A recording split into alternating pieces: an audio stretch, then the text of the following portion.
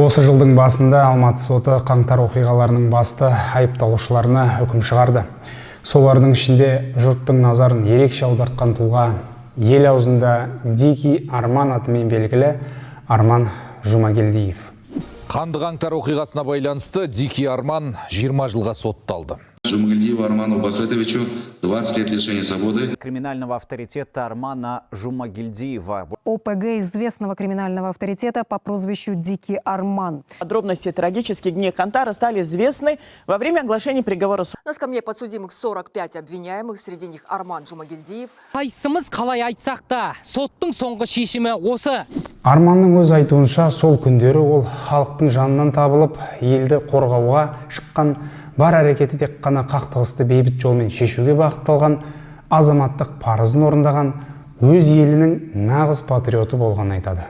Я никогда не был предателем своей страны, своего государства и своего народа. Единственное, что я хотел в эти моменты, перевести беспорядки в мирный митинг, потому что другого решения вопроса не было. То, что Джумагелдиев Арман и те ребята, которые там находятся, герои казахского народа, которых нельзя в тюрьме сидеть, их надо награждать орденами.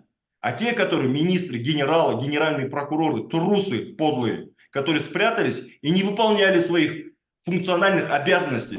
Шынында да елге нақты шешімдер керек болған сәтте құқық қорғау органдарының өзі әлсіз болып, топтасқан бүлікшілер мен мародерлерге қарсы тұра алмай қалған тұста баррикаданың үстінде тұрған дәл сол адам Арман еді.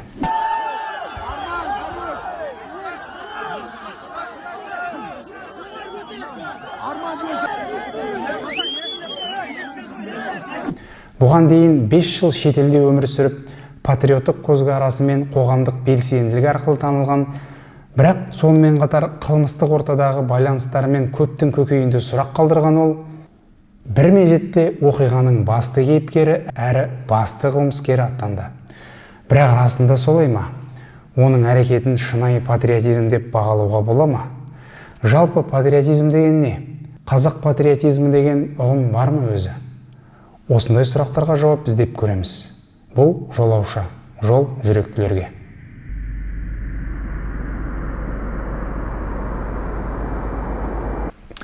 Патриотизмді феноменологиялық тұрғыдан қарастырғанда, оған ең түсінікті анықтаманы ағарту дәуірінің неміс философы Иммануил Кант берген.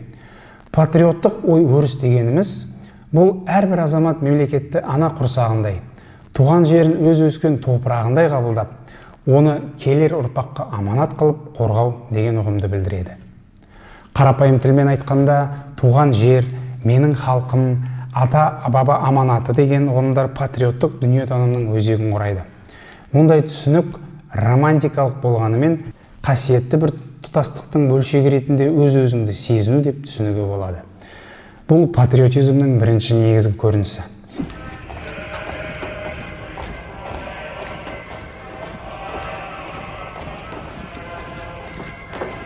Боже, вот мы и дома, в России. Россия, земля моя, священная.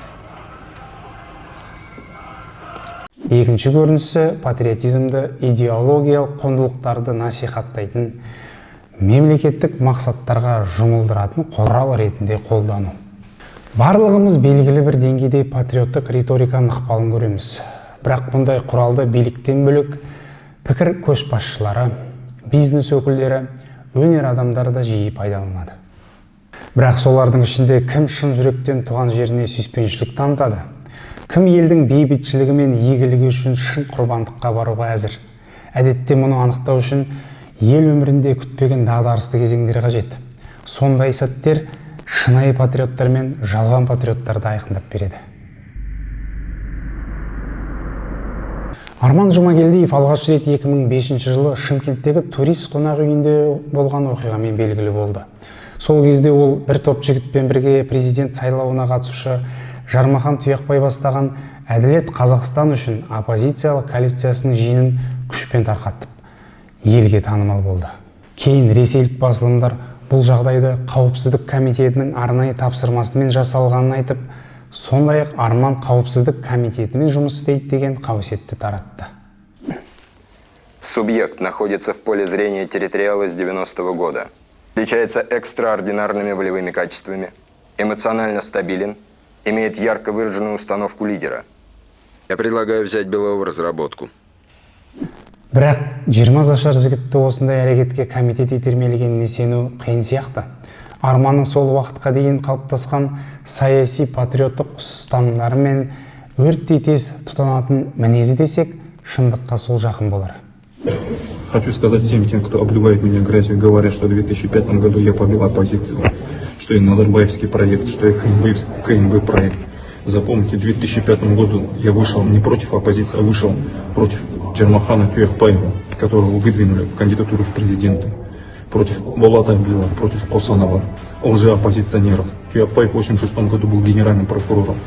Он закрывал наших героев, которые пролили кровь и стали причиной для нашей независимости. Это были чисто мои политические мотивы. Никогда ни у кого я извинения не просил. Я всегда был достойным сыном своего народа и остаюсь им. Осы оқиғадан кейін Шымкенттің танымал кәсіпкері Тоқтар Төлешовпен болған қанды қақтығыстар елге мәлім болды. Бұл қақтығыстардың себебінен Арманның өміріне қастандық жасалып, жанындағы серіктері қаза тапты. Осы мезеттен бастап криминалдық жолға түскен Арман кек алу мақсатында Шымкенттегі әйгілі бандиттердің біріне қастандық ұйымдастырып, ақыры Алматыдағы орталық мешіттің жанында тұтқындалып, 8 жылға сотталып кетті. Арман өз түрме жолын оңай болмағанын айтады. Билік өкілдері Тоқтар Төлешовтің бұйрығымен оның беделі мен рухын сындыруға талпынып, түрлі қысым көрсеткенін айтады. Әлдебір деректер бойынша абақтыда қылмыс әлемінде танымал қазіргі күні марқұм болған Надир Салифовпен танысқан деген мәлімет бар.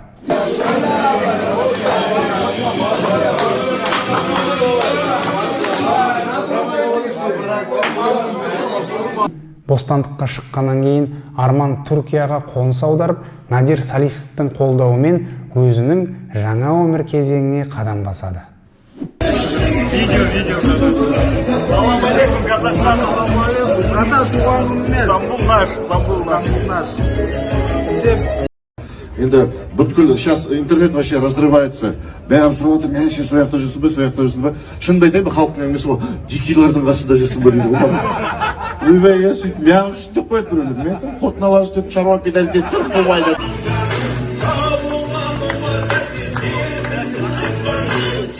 2019 жыл биліктің ауысу себебінен елде жаңа Қазақстан деген үміт пайда болады. Жаңа орындардың үшеуімен бірге әлеуметтік желіде көптің назарын аударған Арман барыс пен қасқыр белгілерін көрсетіп, бұл көшпенділер мәдениетінің ежелгі тотемдік нышандары екенін түсіндіріп, халықтың жүрегіндегі көптен жүрген жараны қарапайым және әсерлі символикамен қозғады. Ассаламу алейкум. Многие пишут мне в Инстаграм, спрашивают, что обозначает этот знак, что обозначает этот знак. Хочу сказать, что это обозначает знак снежного барса, ирбиса. Это обозначает знак серого волка. Серый волк, ирбис, это то, что обозначает это казахов и казахстанские земли, что мы барсы наших земель. А это серые волки, это обозначает тюрков, наших предков, которые в свое время завоевали весь мир. И тем самым я хочу сказать, что мы были дерзкими, как барсы, и сплоченными, как серые волки. Еліміздің ішінде бірліктің жоқтығы, ұлттық намысымыздың тапталуы, біз кімбіз деген сауалдың жауабы табылмауы, осының барлығы елдің санасында жүретінін білеміз. Сондықтан ел ішінде тура сөйлейтін, тайсалмайтын, өз ұлтын көтермелейтін адам әрқашанда жұрт есебіне қажет екен. Тіпті қылмыстық ортамен байланысы болса да, бастысы сөзге берік, батыл, өзінің іс-әрекетіне жауап беретін, халық қамын ойлайтын адам болса болар. Біз ұлы халықпыз. Жер жүзі қайда жүрсек те бір-бірімізді қолдауымыз қажет деген сияқты ұрандар көпшіліктің жүрегіне тез жетті.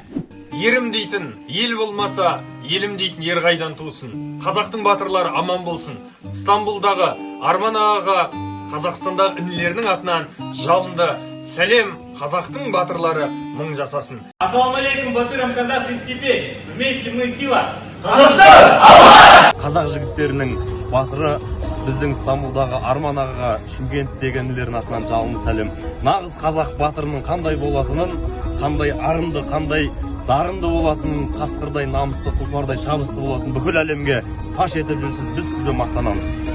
Құрметті қазақ елі, 21 ғасыр түркі әлемінің ғасыры. Арман бауырым, біз сенімен біргеміз. Біз сені қолдаймыз.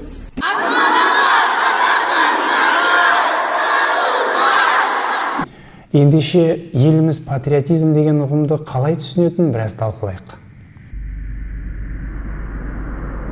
Бүгінгі таңда патриотизм ұлттық идея ретінде мықты әрі терең қалыптаспағанын деп айтуға болады.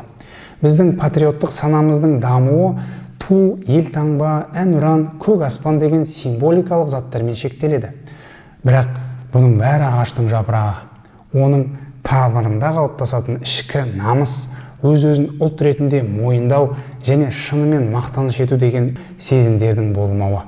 Осы тамырдың қалыпты өсуіне бірқатар жүйелік кедергілер бар.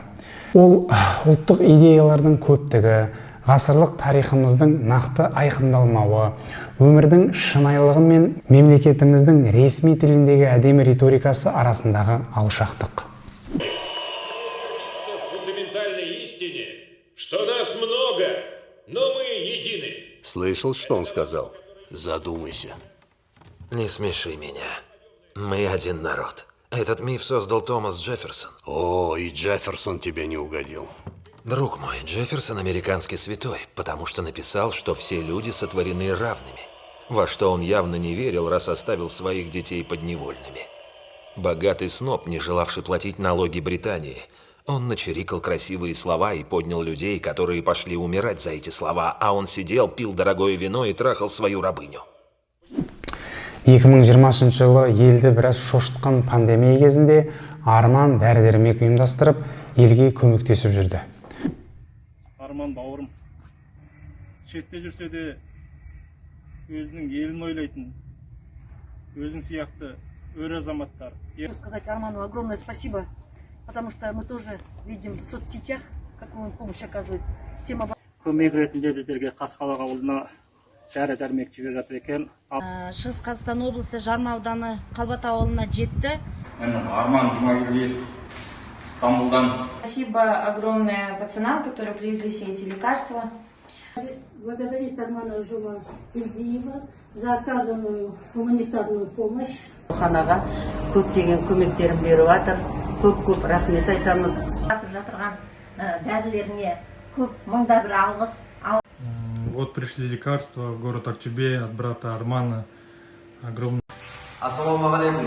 Осынау қиын қыстау заманда елдің амандығын, халықтың тыныштығын жырақтап отырып, тілеп отырған бейбіттердің батыры Арман аға, аманатыңыз бізге жетті. Одан кейін Гарант 24 қаржы пирамидасының ұйымдастырушыларының бірімен сөйлесу желіні шулатты. Если ты меня обманул, я тебе руки-ноги переломаю. Ты меня понял? Ты не думай, что ты в тюрьме спасешься. Ты меня понятно тебе? Разницы нету, блядь. Молдове, блядь, куда бы ты ни уехал, я тебе... Ты уже понял, наверное? Да, понял. Мы тебя нашли в тюрьме Молдове. Нашли, сука? Да. Вот и так же везде у тебя найдем. Это... Добрый день, дорогой казахстанский народ. Я приношу свои большие извинения за то, что так поступил. Прошу понять и простить. Әлеуметтік желіде ақпаратқа қарасақ, Арман жеке ұшақтармен ұшып, ықпалды және беделді адамдармен кездесіп, өзбек елінің азаматтарының арасындағы болған дауларын шешіп, Сербияда әлем чемпионатында қазақ боксшыларын қолдап жүргенін байқадық. Сөйтіп жүріп, ол қаңтар оқиғасына араласып, қаңтар оқиғасының басты кейіпкеріне қалай айналып кеткеніне көпшілікке түсініксіз екені рас. Бұны көрген кейбір жұрттың басы қатты. Бұған мұның не қатысы бар? Не үшін өмірін қатерге тігіп жүр? Комитеттің бұйрығымен жүрсе де, сәл қулау болса, алаңға шықпай кейбір азаматтарымыз сияқты видео жазып үйде отырмай ма? Біреулер менімен келіспейтін де шығар. Бірақ бұл адамның өз ішкі ұстанымдарына адал болуының көрсеткіші ретінде түсінуге болады деп есептеймін. Біздің қоғамда өз ұстанымын ашық білдіріп, сенгені үшін күресетін адамдар бізге әдеттен тыс көрінеді. Бізге ең жеңілі өзіміздің немқұрайлығымызды ақтайтын заттарға сену. Біріміз елімізді сүйеміз деп өз үйімізді қиратып тонаймыз. Біріміз елді қорғадық деп терезе шығамыз. Ал біріміз ел үшін деп үйде тып-тыныш, жып-жылы жерде тығылып жатамыз. Авдей, если ты хочешь быть настоящим революционером, если ты хочешь, чтобы у тебя было 1000 последователей, и твоя малосимпатичная физиономия была на каждой футболке, тебе нужно перестать заниматься детским садом, выйти на баррикады, крушить витрины, жечь автомобили, и чтоб тебя каждый день дубинками били. Революции нужны мученики, а не придурки. Қазіргі Қазақстан тарихында 1991 жылғы тәуелсіздік пен 2022 жылғы қаңтар оқиғалары ерекше орын алады. Бұны біз өз-өзімізді ел ретінде тану емтихан деп санауға болады. Өзіміздің патриоттық санамыздың дамуының шын бет-бейнесі деп те есептеуге болады. Әсіресе патриотпыз деп ұрандатқандар, елдің алдында жүрген батырлар, оппозиция, қоғам белсенділері, сын келгенде көбісі көбік болып кетті. Сөз көп, іс аз. Сондайда бір өлең жолы еске түседі. Тақсырет сол, шын берілген бір жан ғана жоғалып кетер мың жалғанның арасынан тағдырдың жазуы мен арман трагедиялық оқиғалардың ортасында тұрды. Және де бұл оқиға бәрін ашып берді. Кім шын, кім жалған екен? Біздің патриоттық сана қандай деңгейде екен? Бәлкім, патриотизм адамдардың санасындағы әдемі иллюзия ғана. Ал шын мәнінде патриотизм үшін жанын беруге дайын адам өте аз. Бодан болып арман өлген қазағымның арманын тірілтті ғой Арман Батыр.